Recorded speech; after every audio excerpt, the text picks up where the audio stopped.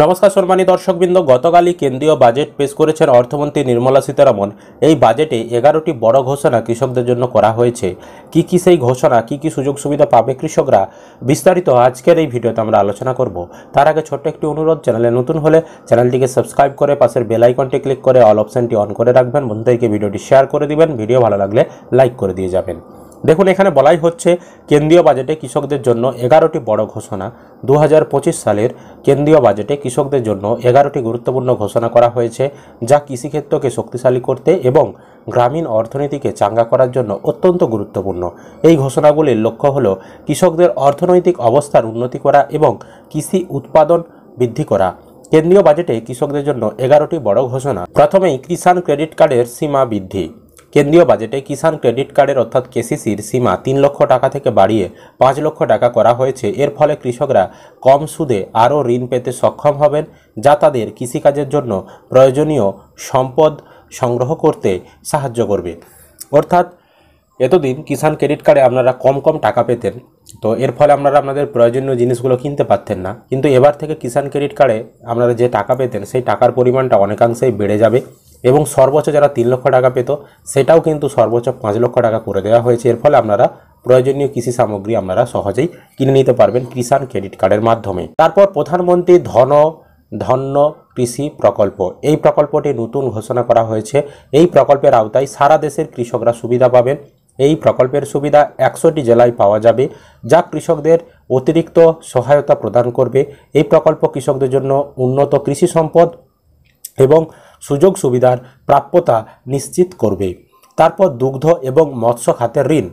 দুগ্ধ ও মৎস্য খাতে প্রবৃদ্ধি বৃদ্ধির জন্য সরকার 5 লক্ষ টাকা পর্যন্ত ঋণ ঘোষণা করেছে।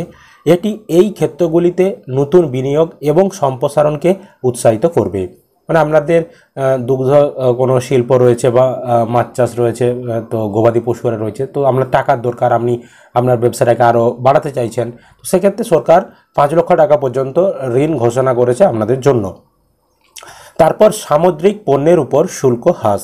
সামুদ্রিক পণ্যের সাশ্রয়ী মূল্যের প্রাপ্যতা নিশ্চিত করার জন্য শুল্ক 30% থেকে কমিয়ে 5% করা হয়েছে। এর ফলে জেলেরা উপকৃত হবেন এবং সামুদ্রিক পণ্যের দাম অনেকটাই কিন্তু কম আসবে। তারপর পোস্ট পেমেন্ট ব্যাংক পরিষেবার উন্নতি। গ্রামীণ এলাকায় পেমেন্ট পরিষেবার প্রচারের জন্য পোস্ট পেমেন্ট ব্যাংক পরিষেবা সম্প্রসারিত করা হবে। এর ফলে গ্রামীণ এলাকার মানুষ ব্যাংকের সঙ্গে সংযোগ স্থাপনের সুযোগ পাবে, তাদের আর্থিক লেনদেন সহজ হবে। তারপর আসামে নতুন ইউরিয়া প্ল্যান্ট। আসামের নামরূপে একটি নতুন ইউরিয়া প্ল্যান্ট স্থাপন করা হবে, যা আঞ্চলিক কৃষকদের সাশ্রয়ী মূল্যে ইউরিয়া সরবরাহ করবে। এর ফলে সারের ঘাটতি দূর হবে এবং কৃষি উৎপাদন উন্নত হবে। তারপর বিহারের কৃষকদের জন্য মাখনা বোর্ড গঠন। বিহারের মাখনা উৎপাদকদের জন্য মাখনা বোর্ড গঠন করা হবে, যা মাখনা উৎপাদনকে উৎসাহিত করবে এবং সরাসরি কৃষকদের উপকৃত করবে। এর মাধ্যমে মাখনা শিল্প বিশ্বব্যাপী স্বীকৃতি পেতে পারে। তারপর মিথিলাঞ্চলে পশ্চিম কোশি খাল প্রকল্প। মিথিলাঞ্চল অঞ্চলের কৃষকদের জন্য পশ্চিম কোশি খাল প্রকল্প শুরু করা হচ্ছে, যার ফলে 50,000 হেক্টর এলাকার কৃষকরা উপকৃত হবেন। এতে সেচ সমস্যার সমাধান হবে এবং কৃষি উৎপাদন বৃদ্ধি পাবে। ডালজাত পণ্যে স্বয়ং সম্পূর্ণতার জন্য 6 বছরের মিশন। ভারতকে ডালজাত পণ্যে স্বয়ং সম্পূর্ণ করার জন্য অর্থাৎ স্বনির্ভর করার জন্য 6 বছরের একটি মিশন চালু করা হয়েছে। এই প্রকল্পের অধীনে ডালের উৎপাদন বৃদ্ধি করা হবে, যাতে ভারতকে ডালের আমদানির উপর নির্ভর করতে না হয়। তুলা উৎপাদনের জন্য 5 বছরের কর্মপরিকল্পনা। তুলা উৎপাদন বৃদ্ধির জন্য 5 বছরের কর্মপরিকল্পনা তৈরি করা হয়েছে। এতে উৎপাদন এবং বিপণনের উপর জোর দেওয়া হবে, যা কৃষকদের তাদের পণ্য আরও ভালো দামে বিক্রি করার সুযোগ দেবে।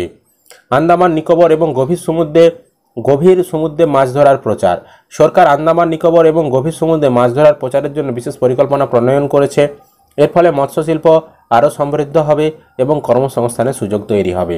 সুতরাং পিএম কিষাণের টাকা বাড়ানোর যে ঘোষণা করা হবে বলছিল, সেই নিয়ে কোনো ঘোষণা করা হয়নি। অর্থাৎ পিএম কিষাণের টাকা আগে যেমন ছিল বছরে 6,000, সেটাই কিন্তু রয়েছে। এছাড়াও এই নতুনগুলি কিন্তু ঘোষণা করা হয়েছে। সুতরাং কৃষকদের জন্য যে খুব একটা ভালো কিছু ঘোষণা করা হয়েছে এবারের বাজেটে, সেটা কিন্তু আমরা লক্ষ্য করতে পারছি না। তো আপনাদের কেমন লাগলো এবারের বাজেট অবশ্যই কমেন্ট করে জানাবেন। ভিডিও ভালো লাগলে লাইক করবেন, বন্ধুদেরকে ভিডিওটি শেয়ার করতে ভুলবেন না। চ্যানেলে নতুন হলে চ্যানেলটিকে অবশ্যই সাবস্ক্রাইব করে রাখবেন।